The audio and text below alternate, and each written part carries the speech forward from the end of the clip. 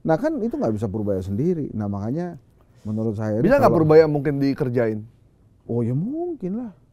Kalau dalam tim sepak bola, kalau dia nggak dapat bola kan lama-lama orang ngapain sih di situ nggak dapat bola, aja jalan-jalan, kan nggak bisa ngapa-ngapain juga. Nah kalau Bung Hensa sendiri menilai, apakah karena Purbaya ini sangat disukai oleh kelas menengah, sehingga kebijakan Purbaya ingin memperketat impor pakaian bekas ilegal, yang mana kelas menengah suka dengan thrifting, itu tidak ada gejolak yang ramai di tengah masyarakat? Bahaya nih. Tapi kekhawatiran itu tidak tampak dari Prabowo. Ya karena Prabowo sudah selesai. Tapi bagaimana dengan teman-teman di kolega kabinet yang masih punya mimpi ke depan gitu? Kan semua itu orang-orang itu, Menko-Menko itu pasti mimpinya satu. Nih mohon maaf kalau salah ya para Menko ya. Pengen jadi wapresnya Pak Prabowo kan? Apalagi yang menjadi ketua umum partai. Iya pasti pengen kan. Emang Gibran nggak pengen? Pengen. Saya juga pengen. iNews Media Group kini hadir dengan format podcast yang beda. Kami ajak Anda masuk ke balik layar isu terhangat. Kupas tuntas tanpa basa-basi. Dengarkan analisis tajam dari pakar, kisah inspiratif dari tokoh-tokoh penting, hingga obrolan ringan yang bikin Anda betah. Semua ada di sini.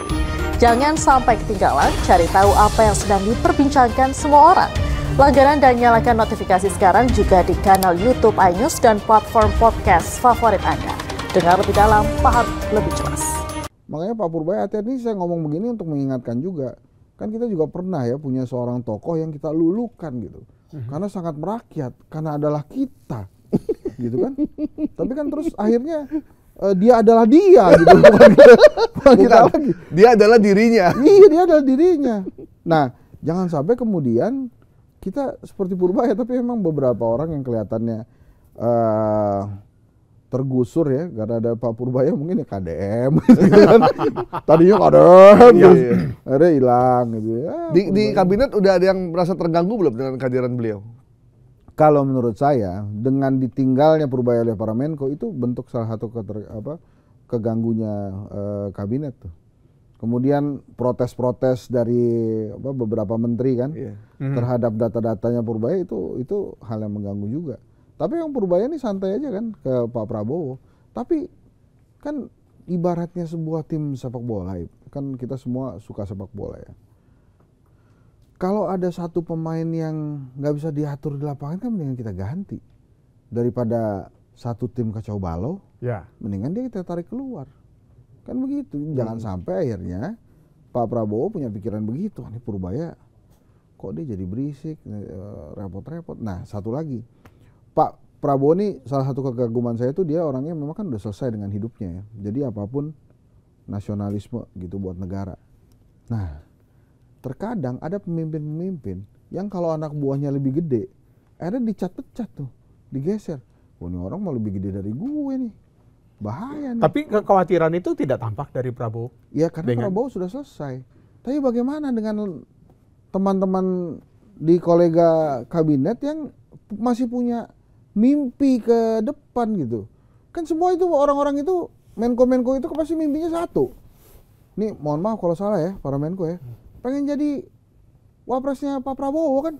Apalagi yang menjadi ketua umum partai. Iya pasti pengen kan? Emang Gibran nggak pengen? Pengen. Saya juga pengen. Jadi maksud saya gini bos, ya berperan mesti agak luas kalau dalam politik itu. Dan ya satu juga yang saya catat sih, kan ada alasan ya para menteri-menteri keuangan yang lain tidak seperti Pak Purbaya gitu. Saya mencatat 2 orang menteri keuangan aja yang nyentrik memang. Yang pertama Mar'i Muhammad. Nah, yang kedua ini Purbaya Yudhisadewa gitu. Menarik lah dua-duanya. Omongan kayak bareng-bareng itu namanya menghipnotis banget. Iya benar-benar. Dan itu yang sangat disukai oleh kelas menengah. Ya disukai gini, kelas menengah itu nggak berharap kehidupan mereka membaik bos setelah ada Pak Purbaya ini. Tapi betul kata Gaib tadi, kan nggak bisa kita nyalain Purbaya, kita hanya bergantung ke Purbaya. Harusnya Menteri Perdagangan harus gerak juga. Misalnya nih. Mas selama ini Menteri Perdagangan nggak gerak? Kalau menurut gue sih, karena Purbaya disukai jangan-jangan begitu tuh.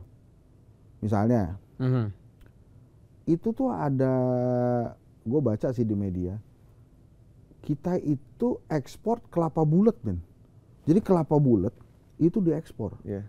Akibatnya stok kelapa bulat di dalam negeri itu kurang.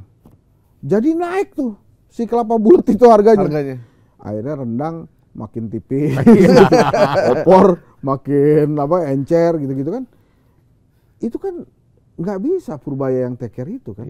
Harus ada Menteri Perdagangan yang take care itu juga, Menteri Pertanian yang take care itu juga gitu. Itu kelapa bulat. Nah itu gue baca juga kenapa kelapa bulat pada diekspor, kenapa dalam negerinya nggak diurus.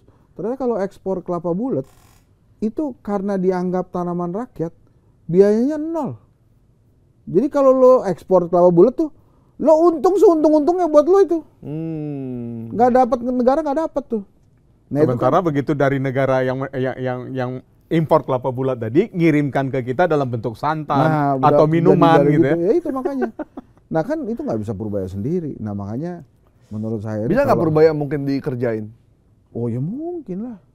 Kalau dalam tim sepak bola, kalau dia nggak dapat bola kan lama-lama orang ngapain sih di situ nggak dapat bola aja jalan-jalan kan nggak bisa ngapa-ngapain juga. Nah kalau Bung Hensa sendiri menilai, apakah karena Purbaya ini sangat disukai oleh kelas menengah sehingga kebijakan Purbaya ingin memperketat impor pakaian bekas ilegal yang mana kelas menengah suka dengan thrifting, itu tidak ada gejolak yang ramai di tengah masyarakat? Karena nggak banyak kan yang suka thrift itu ya. Gen Z ada beberapa lah ya. Tapi kan maksud saya mereka itu karena tadi menjaga pengeluaran, karena pengeluarannya naik terus, maka fokus ke bahan pokok. Kalau nggak penting-penting banget beli baju, nggak beli baju, bos. Itu benar. Paling ntar nunggu lebaran aja. Ini kan kita baju masih bagus. Apalagi saya nih di endorse mulu. Dikirimin lagi batik, kirimin batik lagi. Gue kapan belanja thriftnya? Tapi memang pembelian tekstil memang agak menurun. Baju juga nggak banyak dibeli karena mereka yang tadinya menyimpan baju banyak, akhirnya pakai baju yang ada aja. Iya, cukup yang ada aja. Tapi yang belanja untuk gaya hidup tadi, untuk pedal, pedalnya sendiri udah berapa? Ke kafe.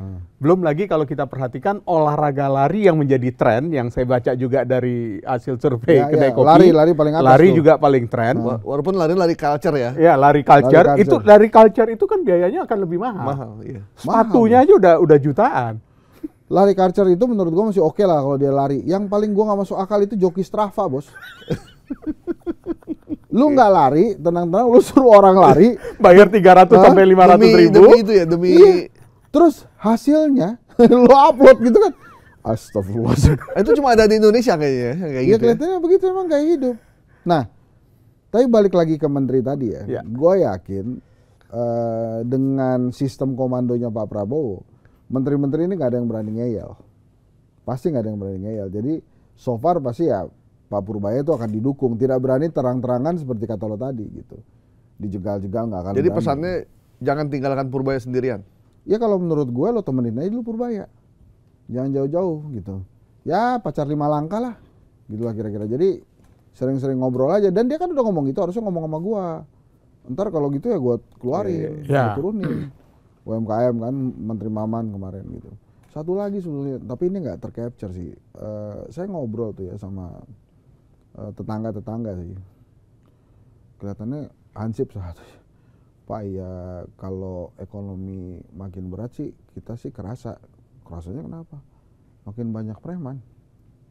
Ya kayak misalnya di convenience store tuh, yang mart-mart itu, itu bisa shift-shiftan. Tadinya cuma 2 shift jadi 4 shift. Ya karena kan orang pengen makan. Ya itu kan baru-baru ini ada gesekan di Eco Park kan, yang foto 500 ribu itu. Terus akhirnya naik lagi eskalasinya gara-gara Ismail Fahmi nulis, gua lari di foto-foto kan gua nggak nyaman. Nah itu kan sebetulnya kan bentuk ya memang cari uang ya, tapi kan ada privacy juga. Tapi kalau yang Eco Park itu akhirnya naik tuh. Karena orang nggak boleh foto-foto selain anggota mereka gitu kan. Yang sudah menjadi member. Nah itu kan juga pergolakan kelas menengah sebenarnya. Bagaimana mereka survive di Jakarta. Itu jadi penting. Di Jakarta Pak, kan lu nggak bisa ngurusin diri lu sendiri. Anak bini lu mesti diurus. Dan itu kan juga bukan cuma itu aja. Sabtu Minggu itu mungkin buat sebagian orang yang pekerja kayak kita, deg-degan bos. Pasti kan minta jalan-jalan Pak. Kalau dia jalan-jalan ke mall kan kita yang deg-degan. Iya. Yang bayar siapa? Mm-mm. Jadi kalau dia udah mulai masuk-masuk itu kan banyak toko-toko perintilan tuh sekarang. Ya emang kelihatannya sih dikit Pak. Harganya 16.000, 17.000. Kalau 10 kan ratusan ribu juga. Bahkan Bang, belum disurvei sih, cuma ternyata menurut teman saya ini situasi ekonomi kita yang lagi berat gini, akhirnya itu pun membuat keakraban keluarga besar juga jadi berkurang karena banyak yang nggak mau ditempatkan rumahnya untuk berkumpul. Oh dulu ada arisan keluarga. Iya, Ya. jadi kan gantian, kan dia harus nyiapin makanan, Ya. dia mesti nyiapin segala macam, Ya. dan akhirnya tuh ditiadakan. Iya daripada ntar gue diomongin sama keluarga gue Iya, gara-gara cuma ngasih makanya gitu cuma nasi doang. sama tempe, sop gitu kan, biar banyak gitu kan. Itu katanya juga begitu sama. Pertemuan di mall bersama dengan keluarga besar yang tadinya biasa dilakukan juga akhirnya nggak ada. Makanya kita perlu nih doa juga. Semoga optimisme kelas menengah terhadap program Pak Prabowo tadi sama Pak Prabowo bisa dinaikin, bisa ditingkatkan kan. Kemarin habis ngasih insentif tuh, 300.000, 35 juta orang ya katanya. Ya mudah-mudahan sih bisa gede terus tuh. Memang saya nggak ngerti juga. Terus lagi begini-begini tiba-tiba ada utang kereta cepat yang gede banget gitu ya. Terus yang dipamerin itu 2,4 triliun. Ya gue bilang di sini ya, itu kalau bisa 1 triliun bagi-bagilah buat media massa biar wartawan-wartawan nggak di PHK gitu. Habis itu gue yang diomelin sama netizen. Kenapa wartawan lo urusin? Jadi gue bilang itu wartawan banyak anggota IKV Komunpat gitu. Jadi kalau bisa mereka jangan dipecat gitu. Tapi optimisme itu memang harus. Masalahnya kelas menengah itu optimisme itu ada batas kesabarannya. Jadi nggak sepanjang masa optimis gitu kan. Kalau zaman perjuangan kita dulu kan banyak sekali pahlawan kita yang optimis bakal merdeka. Nah itu kan nggak ada batasnya tuh. Tapi kalau kelas menengah sekarang kelihatannya ada batasnya gitu.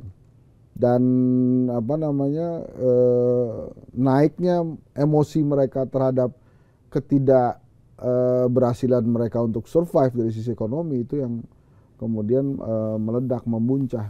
Nah di hasil survei itu banyak banget kelas menengah yang cari tambahan dari cara gig itu bros. Jadi tambahan pakai online gitu, jualan ini, jualan itu, supaya dapat pemasukan. Ya akhirnya mereka, ya kita punya survival mode sendiri aja. Gimana caranya untuk hidup gitu. Nah, Survival mode ini biasanya nggak lama kan akan bertahan. Ya kalau punya tabungan bisa mantap, tabungan lama-lama dikikis. Ya lama-lama kan jadi pelan-pelan, mantap pelan-pelan. makan tabungan. Iya itu kan udah kita lakukan sejak zaman COVID tuh. Iya. Mantap itu. Ya ini kita begitu. Nanti begitu, misalnya gini ya, saya kan juga pernah jadi karyawan tuh. Kalau akhir-akhir tahun itu, kita udah ngebayangin bakal bisa bayar KTA, bisa ngelunasin ini, ngelunasin itu. Kalau nggak keluar Pak, stres juga Pak. Tahunan itu bonus tahunan kan udah lama tuh nggak ada tuh ya. Ya. Nah itu apalagi kalau buat perusahaan kan berat ngeluarin bonus tahunan karena sebentar baru bonus tahunan nih Desember. Ntar Februari Lebaran Harus keluarkan gitu. ini lagi. Jadi ya memang kondisinya hari ini ya seperti yang di survei itu. ada yang bilang sebenarnya buat pemerintahan manapun, ketika dia memimpin Indonesia, sebenarnya dia tuh sangat diuntungkan karena masyarakat kita tuh dinilai tidak rewel sebenarnya. Ya. Dia tidak rewel dan bahkan Bank Dunia sempat bingung melakukan melihat